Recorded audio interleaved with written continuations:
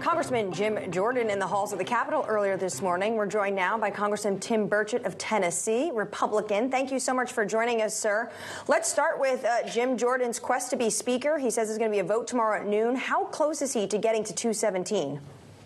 I think he's down to about 8 votes. I know earlier today, Teddy Davis and a few others came on board. So I'm pretty sure he's just closing in on those 8. And tomorrow, the vote's tomorrow at noon. So he'll be working very hard to get there. You're supporting Jim Jordan as well, right, Congressman? Correct.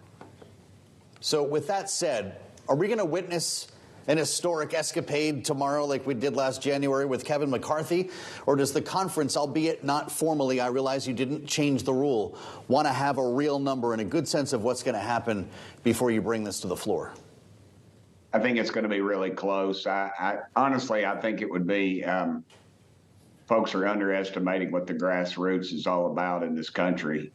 This is the type of person they're energized around. I think he's, if not the most popular, he is one of the most popular Republicans in all of the United States, especially with the grassroots. So I suspect a lot of these folks are just holdouts because Jim hasn't been able to talk to them. You know, he started out with 50-something, I think 56 or 57 last week, and just get to them about their concerns. Some of them are old wounds you might not heal, but if he picks up 5, I believe if he picks up 5 more out of those 8, I believe he's in the winner's circle. Congressman, as you know, the government will face a potential shutdown come November 17th. Would you support a Speaker Jim Jordan putting a continuing resolution on the floor until April? I've not traditionally supported continued resolutions, but a lot of the times I don't support them because of what's in them. I would like, Jim's a fiscal conservative and a hawk. I'd like to see a proposal he put forward, but I could lean towards supporting something if I thought it would put us in better fiscal shape. Because currently, right now, as you know, we take in $5 trillion a year and spend over $7 trillion, and those numbers don't work. I don't care who you are. I would like to see us put forth a budget and the 12 appropriations bills as the law requires. Congressman, if we're down to 8 now, what's happened since Friday? We had your colleague Bill Huizenga on with us right around this time, and it was believed to be around 50 votes that Jim Jordan needed to make up. What kind of deal-making has been happening? What kind of promises are being made to pull people over? Do you know?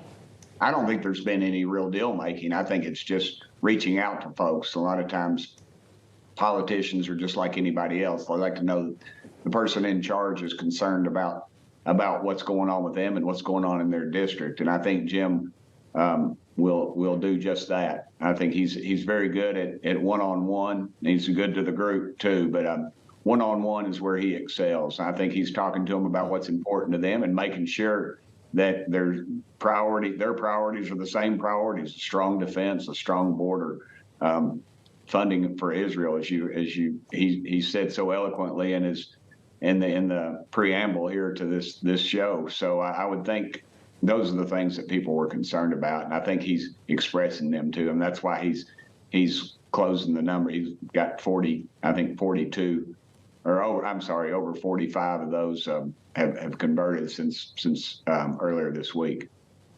Well, just today he won over several of the party's top defense hawks.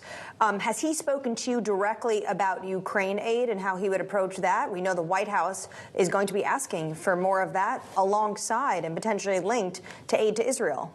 Yeah, the State Department is wanting to tie those two together. I just don't see a need for tying them together. I don't think that's a wise move at all. We're here, put 2 bills up, let people vote them up or down. I would dare say there'll be very few vote against Israel, and the Ukrainian thing would probably pass regardless. So, because you pick up most of the Democrats and a few Republicans. So I don't see why putting everybody on the spot for something like that, because that's something that I would have to question myself, whether we do that or not. I think that's not the way to govern. I think you ought to let everything stand on its own, especially spending bills. And I think that was part of the problem we had with the prior speaker. Mm-hmm. Congressman, we heard a lot about Jim Jordan, certainly over the weekend, while it became clear that he was the nominee and was going to lean into this week. It was a big topic on Sunday morning television. A couple of moments from his past, accusations that he helped to cover up sexual harassment or sexual assault as a wrestling coach, and then with regard to January 6th, what we've been hearing from Liz Cheney. She tweeted that Jim Jordan urged that Mike Pence refuse to count lawful electoral votes. If he's nominated to be Speaker, Republicans will be abandoning the Constitution. What's your reaction to these? Well, Liz is, she got beat in a primary, and she got beat pretty bad, actually. So she's got an axe to grind with a lot of people, and Jim's just one of them. And as far as the wrestling thing goes, I mean, that's been over and over and over. They bring that up all the time, and it just doesn't go anywhere. So I'd assume that's just they'll keep bringing that up to the day Jim dies. And as far as January, what if we took Liz Cheney's name off of that statement, though? His involvement in the conspiracy surrounding January 6th, is that something that concerns you? No, it doesn't. As a matter of fact, I was there on January 6th. I was with Jim. I was on the floor. In fact, I was the last person to leave the House floor. And when I called with my concerns to the committee and to the investigators, I did not receive a call back. I waited a week.